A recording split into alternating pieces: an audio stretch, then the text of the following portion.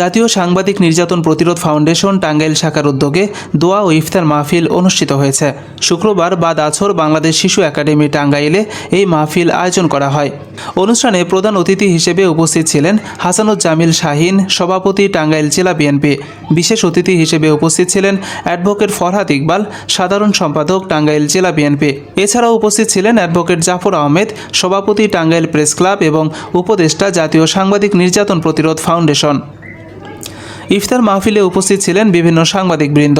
সভাপতি তাজুল ইসলাম টুটুল বলেন, সাংবাদিকদের ওপর নির্যাতন প্রতিরোধে ঐক্যবদ্ধভাবে আমাদের সকল সাংবাদিকদের কাজ করতে হবে। তিনি আরও বলেন, পূর্বে যারা সাংবাদিকতা করতে গিয়ে সমগ্র বাংলাদেশের বিভিন্ন অঞ্চলে রিপোর্ট সংগ্রহের সময় মৃত্যুবরণ করেছেন, তাদের রুহের মাগফিরাত কামনা করছে। আলোচনা শেষে দোয়া ও মোনাজাতের মধ্য দিয়ে জাতীয় সাংবাদিক নির্যাতন প্রতিরোধ ফাউন্ডেশনের ইফতার মাহফিলটি শেষ হয়।